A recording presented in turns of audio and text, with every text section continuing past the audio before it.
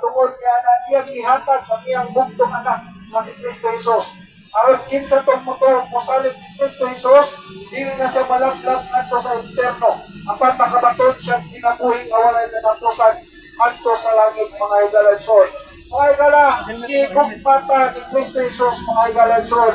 Di daog siya sa kalibutan, iyang ibiyahan ang iyang turno sa langit, mga igala, o kang sakripisyo dito sa kalibutan, mga igala, adto sa cross sa Kalbaryo, o iyang iula ang iyang dugo sa cross sa Kalbaryo, aron sa pagbayad sa atong mga sala, aron sa pagpasaylo sa atong mga sala, aron sa paghugas sa atong mga sala, o aron sa pagtubo sa atong mga sala.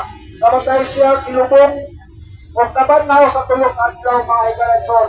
Mao kana ang maayong balita sa kaluwasan diya ni Kristo Jesus, mga igalanson. Kung ikaw gusto, mga igala, pagkaangkon sa kaluwasan diya ni Kristo Jesus, mga igala, doon na lamay EBC, mga igala, sa kaluwasan. No, una, admit or accept Jesus Christ as your Lord God and Savior, mga igalanson. No? Nawata o tuhoy si Kristo Jesus, tulog na mong katingkasi kung may mong sinabuhin, mga igala.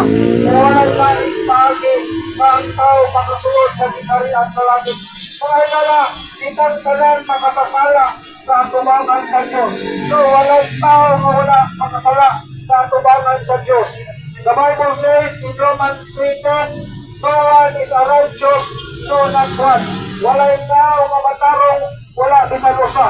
Kung anong nagsanti man ang tao, ang Biblia, mga igala, na walang tao na matarong, wala bisan usa.